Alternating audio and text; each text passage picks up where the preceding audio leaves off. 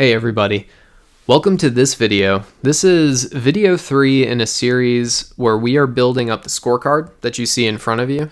And this is a crypto price scorecard, but the concepts we're discussing here could be any kind of scorecard dashboard. And in the first two videos, we covered the ground of what audience are you building for, what type of information are you trying to convey, what is the purpose of the dashboard? Like in our case here, we are going to be printing this out to PDF in a lot of instances, and so it makes sense to have some written text on here, as well as some parameters and filters that we want to easily be able to control that completely change the nature of the dashboard. And then finally, we're looking at time comparisons here. This is really what we're focusing on in the video today. We're going to be revisiting the data source of what really is the lifeblood of this dashboard, and we're going to see how we can construct a data source such that it facilitates us making these daily, weekly, monthly, quarterly, and yearly comparisons, while still giving us maximum control over those if some kind of change needs to happen to the dashboard.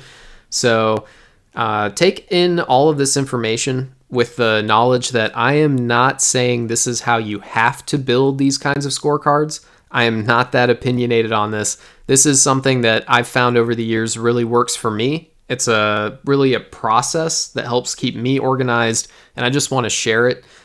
So you can take it or leave it, but do know that there are lots of different ways you could go about this. So with that knowledge, let's dive in. So the thing that we're really covering here today is we're picking up where we left off in the previous video. In the previous video, we started to build out this data source. We discussed why it's useful to group your calculated fields into folders, and I offered up my preferred kind of naming convention for keeping track of which fields belong in which folders. And then I also discussed why it might be useful to not use fields directly from your raw source of data, but instead build these kind of shell placeholders that encapsulate that raw data and point to them, but that you can then, you have the flexibility of if the backend data changes or if business requirements change and there's just some kind of business logic that you need to bake into a particular number. It's much easier to do that if you've encapsulated your raw fields into placeholder calculations, as I've done with this data source. Now, over here on the data pane, I've highlighted some of these folders that are new, that didn't exist in the previous video and that I've added. I've already built some of these formulas just so that we can point at them and discuss them, but so that I don't trip over myself and make errors and everything while explaining them to you.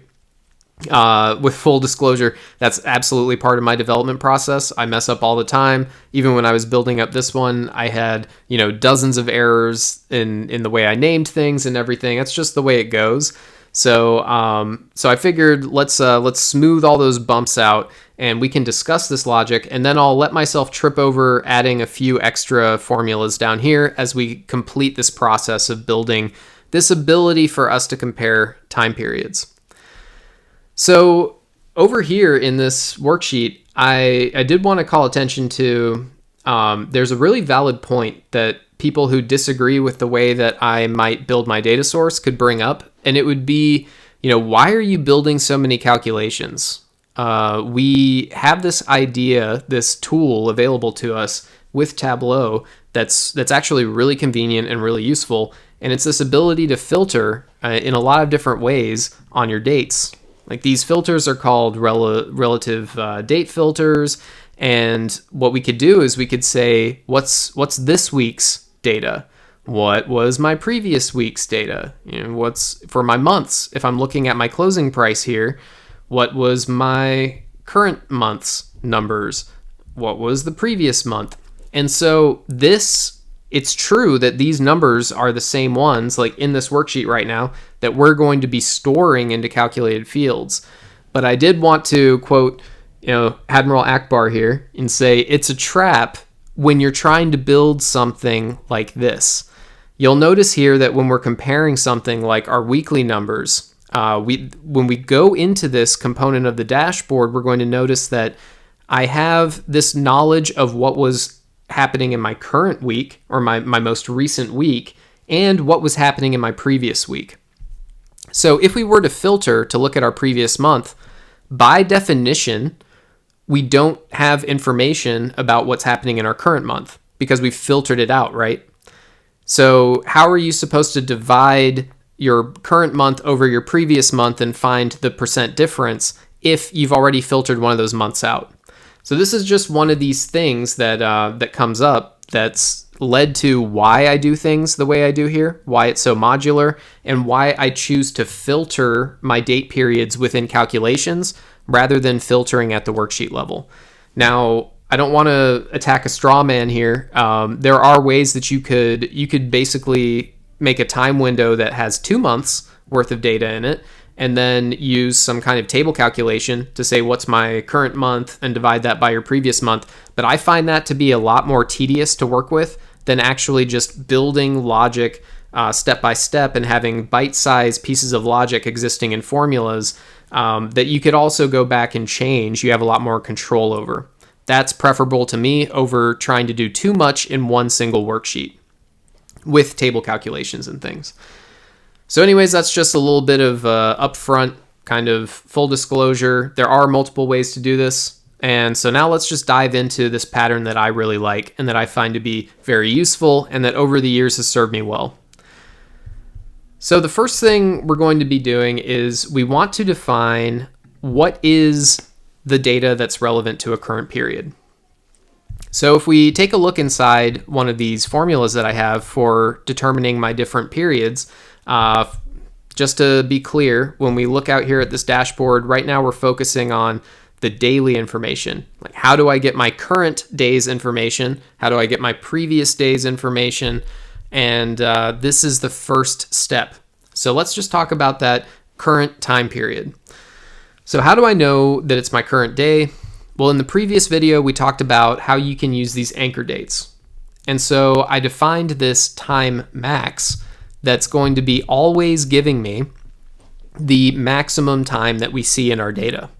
In my case, my data is coming through just at the daily level, so I really don't necessarily need to have this date trunk value that's telling me what is the day of this data point, but I figured just to be consistent, I'm going to use date trunk here anyways. But just so that you know, if you were working with timestamp data, what date trunk is going to do is it's going to cut everything down. It's going to truncate that date to the level you specify here. So in my case, I'm saying I want to know what day it was. So it doesn't matter if it happened at 2:43 p.m. or if it happened at 7:15 p.m. on a given day. That date trunk is going to land both of those timestamps on the same day. Now the same goes for my weekly data. So when I'm building this field that's called time current week, what this is giving me is basically what week did any given data point land in. And we can see that I've done this for my months, my quarters, and my years. So just to tell you how this becomes useful is this isn't the end game here. I'm building this time period definition so that then I can build some filters. So when I am filtering on any given time period, what I want to do is I want to have some logic already existing that's going to say, if we look at any given point of time that's available to us in our data, this time base field, by the way, that is that field that points to the actual time data flowing into our data source. And what this is going to do is it's going to ask the question, is the day for any given row of data, is this equal to the current day that I have defined based on this logic up here, which points to that date anchor. So this date anchor is telling me what my most recent date is.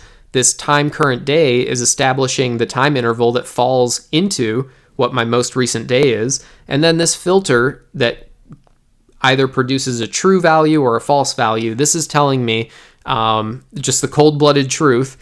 Does any given point of data in my data source, does that happen to align with what my current day is? So to show you what this looks like, once we add this out here into our worksheet, we can see that if I bring this Boolean value into the context of this worksheet, we can see whether or not any given row of data is my most recent day. So the only one that gets true is this most recent day. So for the daily data, all right, we've seen that. Now let's see what this looks like maybe for my weekly.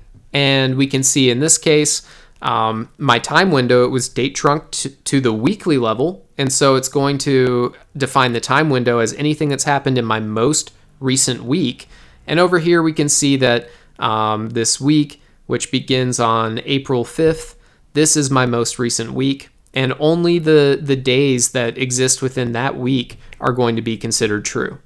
And now I'm not going to do this for every one of these, but let's just see for month, how does this play out as well? So for the month, every single day that's within April, because our most recent day is in April, lands as true. All right, so the way that we use this now is we have this Boolean value that if we look at this, if we use this in another formula, we're able to get this true or false kind of identifier of, is any given point of data in our data source, does that belong to our current day, to our current week, to our current month, etc. And we're really building this out in bite-sized formulas so that we don't bite off more than we can chew in any given calculated field. Like, nobody wants to crack open a calculated field and it's like a a George R.R. Martin book you have to read. It's like 9,000 pages of logic. Instead, it's much better. It's much more maintainable and sustainable to have, one piece of logic exist in one formula, which is why when we talk about identifying what is my average closing price for any given day, week, month, or quarter, rather than doing the logic for all of that time period configuration inside this field, instead what I'm doing is I'm just going to reference that Boolean filter that we created up here. So I've already done the logic for what constitutes something as existing in my current day. Now all I need to do is point to it, and I can say if this value is true, and by the way, this information kind of follows that truthy or falsy thing. So I don't need to say, does this equal true, which you totally could do. That's valid. But this just outputs true or false anyways. So I'm basically saying, if whatever this is true, then give me something. And in this case, that something is my closing price. Now, in this dashboard, all I ever really care about is my average closing price. Like, even at a daily level, let's say for some reason I brought in data at 15-minute intervals. I don't really care about summing up all of my different closing prices. If I had multiple data points, I would only want to know what my average closing price is. The same thing holds true for my monthly data, right? For my month, if I'm looking at a current month, I don't want to sum up my all of my different closing prices. I just want to know what was the average closing price across that month. So in this case, it's fine for me to just bake in that average in this calculation. And so I'm saying take the average of this. If it is the current day, then give me my closing price. Okay, so now let's just, to be thorough here, let's look at how that looks for our weekly data, which is the next level of granularity up. We can compare our days, we can compare our weeks, we can compare months, quarters, and years. So let's just take a look at each one of these and see if there's anything different. And we can see that the pattern here is exactly the same. So I'm looking at if this time period is in my current week, then I'm going to take the closing price. And then once I have all of that, I'm going to take the average of all of that. So once again, exact same pattern, and let's move on. So we can look at one more of these, but then you can just trust me that it's the same for quarter and for year. We're basically just using those Boolean filters that we built to establish what data should actually be considered, and then we are going to take an average of those relevant data points, which in this case is the closing price. All right, so that's how we get our current period data. And that's one piece of the puzzle here. So we know for each one of these components we're building where we want to know how our current period is doing compared to the previous, we need to know what the current is and we need to know what the previous is. So we've covered how we get these current data points, but we also need to cover previous. So before we get into that, how we get the previous periods, I just want to show you how this plays out in terms of we're baking our time filtering into calculated fields instead of into filters. And I just want to draw this this comparison against, what I said was a trap before. Like here, if we're looking at our previous month and we're filtering to only show our previous month, there's no way we could look at what the current month is in the same window. Well, this isn't really the case when you start to filter data within calculated fields. Like you can see here, I have no filters applied to my worksheet. I'm not filtering on time in a way that it impacts everything in the sheet. Instead, I have built the filtering into my actual formulas so that this calculated field is only ever going to show me that data relevant to what I've defined here. And the way that this plays out is now we can see out in a single visual, I'm able to get these numbers for all sorts of different time periods. Like here, I can see what this comes out to as my current day. Then I drag in here my average closing price for my current week, and then my current month, and then the current quarter. In this case, the quarter and the month are the same because I'm in early April here, and April just happens to be when Q2 begins. And then we have the current year, which goes all the way back to the beginning of the year. All right, so I also wanted to show you this because what we're able to do now is because we've used these anchor dates, right? We didn't just build these for fun. A benefit we get from this is that now everything is much more flexible. Like imagine that we don't only want to know what is happening in my absolute current day versus yesterday. What's happening in my current week versus the previous week. What if you also wanted to be able to add a date filter in here so you could see, I wonder what this looked like, 3 weeks ago. 3 weeks ago, what was my daily versus the previous day? What was my weekly versus the previous week? And now if we try to do that with just regular time, so let's bring a time filter in here, and we're going to look at a range of dates, and we are going to show this filter, and let's just say I drag this down and I say, what did this look like at the end of March? Well, it looks like all my data disappeared for anything that falls outside of this time window. Like my yearly data is still fine, but it looks like everything else, my current day, current week, current month, and current quarter all landed within April. So this is a problem. But if we were to add this into context, then we would see that because my date anchor here is a level of detail calculation, this context filter ends up impacting that level of detail calculation, and I benefit from using that level of detail calculation and this anchor date as the date I'm always referencing in all of my current time period calculations, because now I can change this context filter, and these formulas that I'm building consider, or in other words, they take into context the value I've defined in this context filter, so that now my most recent date is whatever is within the time window of this context filter. So now my most recent date is March 18th, and then my most recent week is defined based off March 18th, and so is my most recent month, quarter, and year, etc. So that's just a little side note there, kind of looping back to why it's useful to, first of all, filter within calculated fields, some benefits that we can get from filtering within calculated fields as opposed to filtering worksheets just with worksheet level filters. We could consider a current time period and a previous period at the same time. But then we're also demonstrating just why in the first place did we even create these anchor dates. All right, so moving right along, we discussed the current periods and we showed how we built up our current time windows and then these Boolean values that test whether any given row of data whether its timestamp falls within that time window or not. And so now let's close those folders, and let's close everything here that's not really relevant to what we're looking at. And the thing that we're going to consider now is our previous time periods. So let's look at dates, periods, previous, which is giving us the previous date periods, and then the Boolean filters we're going to use for these.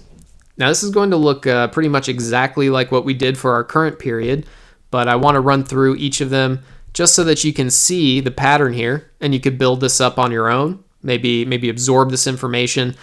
And whereas before, when we were defining our current time periods, let's actually take a quick look at this. At the daily level, we were saying I want to take the date trunk of that anchor date that we defined, and I want this, because I'm looking at daily level here, I want to take the day, that's my date part that I'm focusing on for this date trunk. Well, now when we look at our previous time, since we already know what the current day is, we don't need to do a date trunk on any other date value. All we need to do is say, give me my most recent day, and then I want to add some time interval to it. So if we look at this date add function, it says that it adds an increment to the specified date and returns the new date. But imagine you want to know what was 1 day ago. Well, instead of adding a 1 to our date, we could subtract 1. So by adding a negative, you're basically subtracting. And so I end up using this date add formula to subtract 1 day from my current day, and that gives me my previous day. So we can click OK, and let's look at how this plays out for our week. For the week, it's the same story. We again use date add, but this time instead of adding a day, we are adding a week. But we are adding the interval as a negative number, which means instead of really date add, this is date subtract. So we are subtracting 1 week from our current week, which gives us our previous week. Same can be said for the month, and you'll notice that the pattern here is the exact same. We have inside the date part whatever date part we're concerned with. So if we're talking about monthly time frames, this is going to be a date part equal to month. If this is quarterly time frames, it's going to be quarter. Daily is going to be day, etc. So this is how we end up getting our previous date windows. And then we can also apply the Boolean filters. So this is going to look very much like when we were setting up the Boolean filters for our current days. This is just going to tell us for any given row in our data, is this row relevant to our previous day? And in this case, we are going to get, let's see, when we pull this out into our columns, just so that we can kind of visualize this, we can see what our most recent day is. It's this one at the top, April 11th, which is the day I'm recording this video. And we can see that the only value that comes out as true over here for is it the previous day, this is in fact our previous day, April 10th. So let's remove this. Let's see how our Boolean logic plays out for is previous week. And in this case, we can see that we're false here on all of the days in our current week, but then we're true on all of these days in our previous week. So our current week is this week 15, which began on Monday, April 5th. And then our previous week is week 14, which began on March 29th. So that's working as we expect. And if we looked at this for our months and for our quarters, we would get the same thing, the same effect.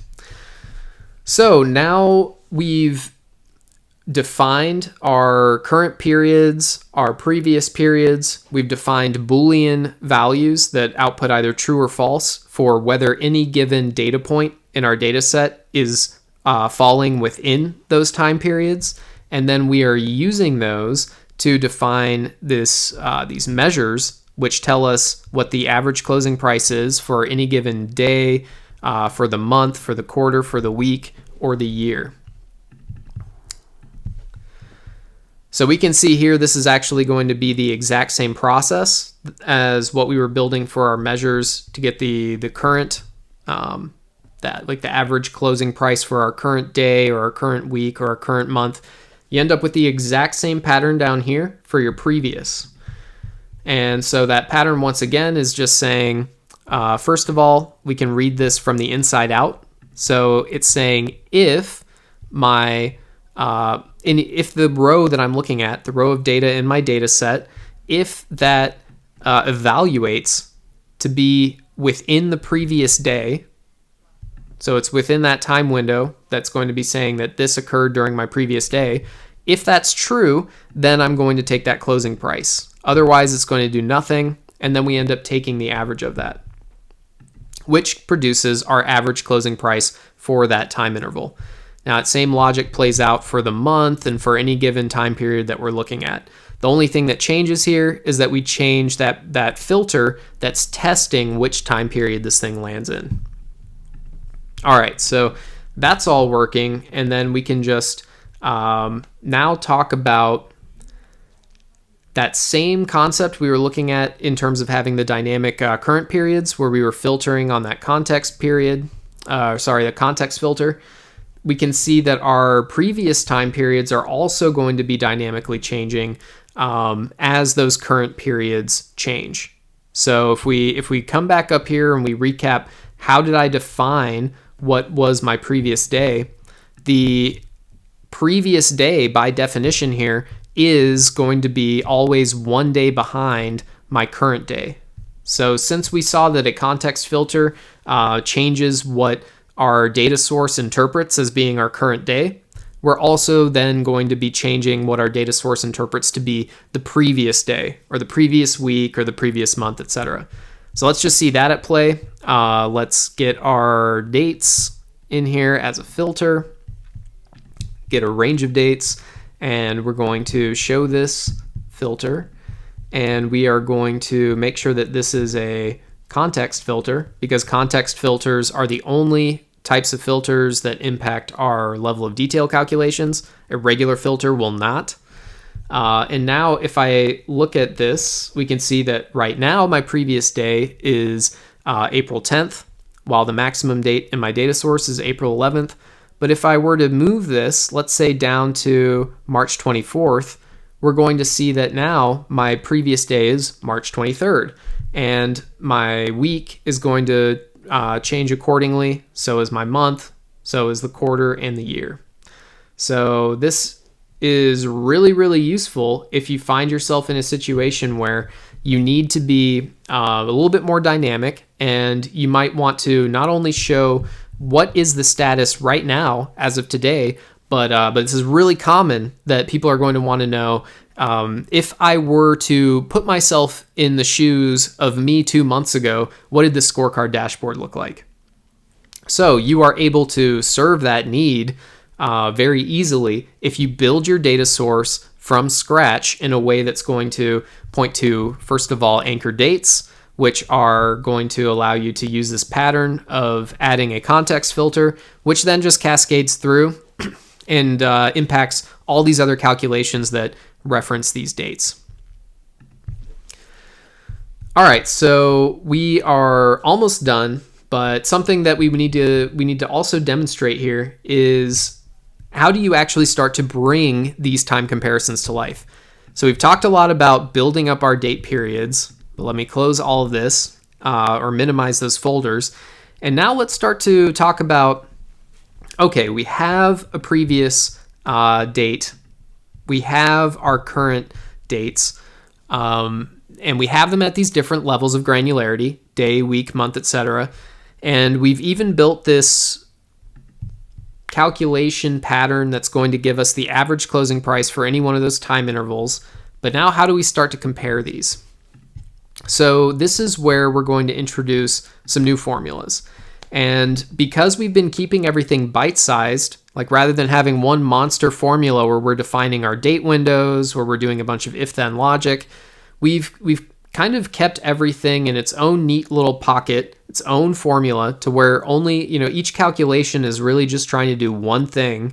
And now the way that we benefit from that is, if we want to calculate what this variance between our closing price for the current day and the previous day, like what is that number, And here I'm not talking about statistical variance or something. I'm talking about this in terms of just a label to basically say what's that delta, like how do these vary. So all we really need to do is say we've already packed all the logic away into this convenient calculation for both our current and our previous closing price. So let's just subtract them, and that's going to be the difference. And now it's really just that easy. It's that simple to keep track of what this formula is doing. It's taking our current day closing price and it's subtracting from that the previous day. So this number is going to be positive if today is performing better. It's going to be negative if today is performing worse than the previous day. So then we are going to be able to take that same number and we're going to,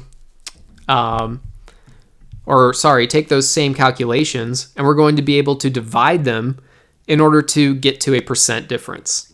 And in this case, if we just take the current divided by the previous and you subtract 1 from that, mathematically that comes out to give you what your percent change is. And this is going to be in decimal format, so we can make sure that we format this result as a percentage. But out here in this worksheet, all I've done is I've dragged out our average closing price for the current day, the average closing price for the previous day. We can see both of these as the first two numbers up top. And then we have what we just calculated here as the difference between those two numbers. We can see that today is actually down a little bit. And how much is it down? It's down by 0.43%.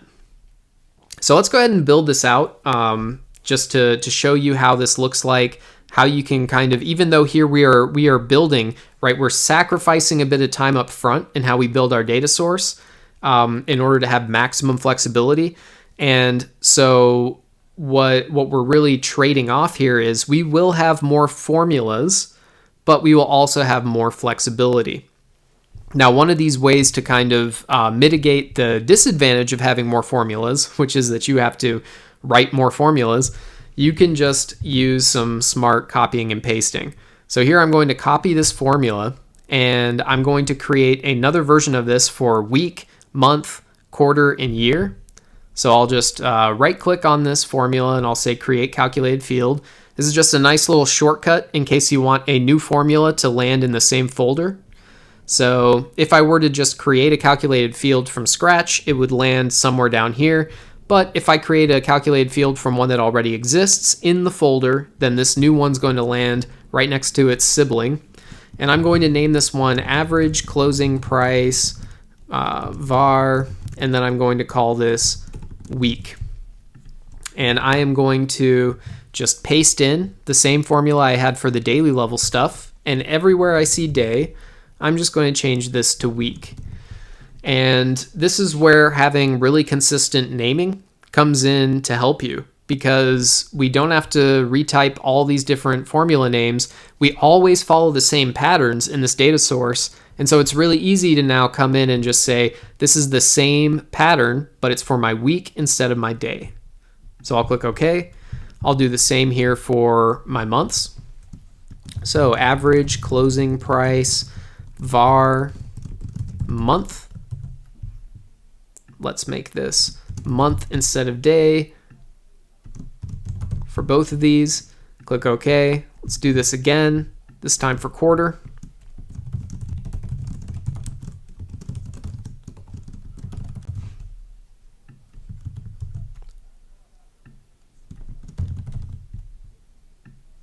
And finally, let's do this for year as well. Average closing price var year, and instead of day, we put in year. All right, so now we could go into another worksheet here, and we could just say, for example, let's just take month as our example here. Let's put current month out onto text. We can take previous month out onto text. And by the way, this isn't to look good. This is actually like literally how I validate things as I build. Same thing actually goes for this out here. I build a lot of these worksheets where I'm able to look at data at a certain granularity and then make sure that my formulas are keeping up with reality. And so here we have our current month's average closing price, previous month's average closing price. Let's go ahead and format these so that we can see to 2 decimal places for both of these. And now let's get that variance in there. So average closing price var month, drop that onto text. We can see that this is 36 below, $36.34 below what the price was last month. And now we need to calculate the variance as a percentage. So let's first of all see what this calculation is. And then the little shortcut here is that we select everything, copy that, and then come in and create a new formula.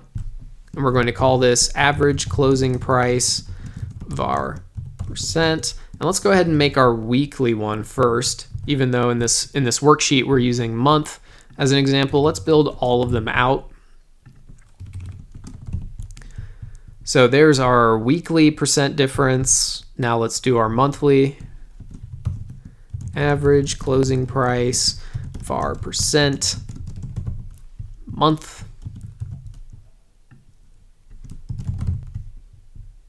And we will do this again for quarter and for year. Average closing price var percent quarter.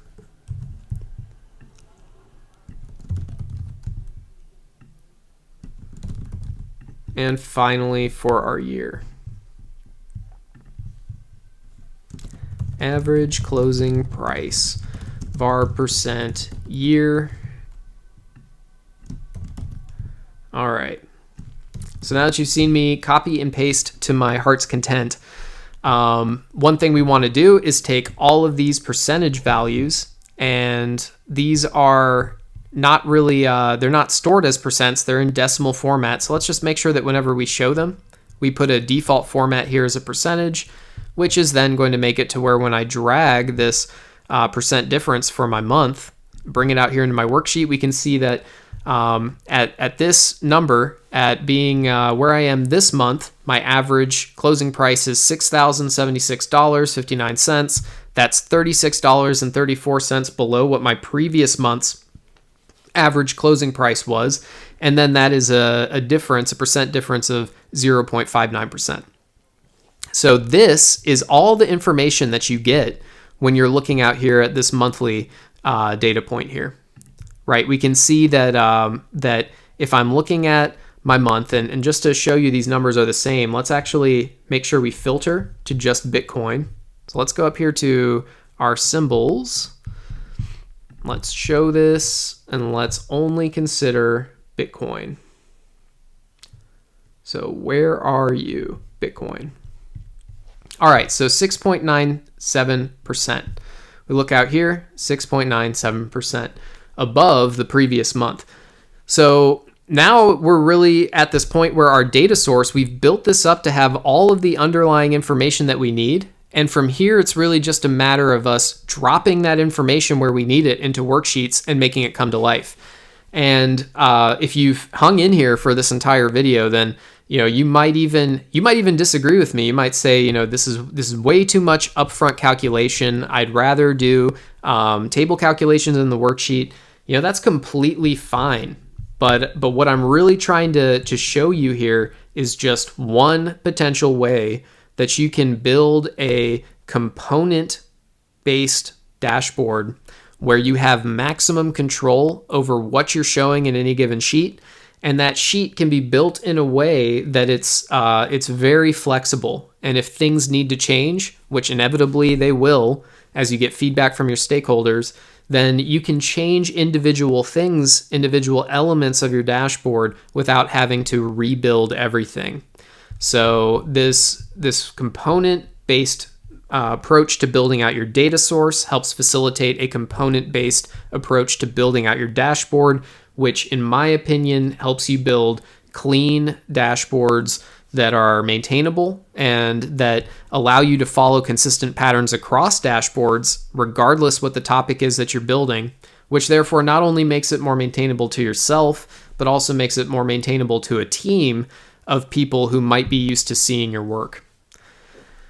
So in any case, next week, we're going to dive into continuing to build out this data source as needed, but we're going to be switching gears, and instead of just looking at a bunch of formulas, we're really going to start building these visuals. So we'll see how, now that we have built what we've built, how do we take these numbers, drop them into a worksheet, and start to bring these other visuals to life. So thanks for tuning into this one. Hope to see you in next week's video, and have a good week.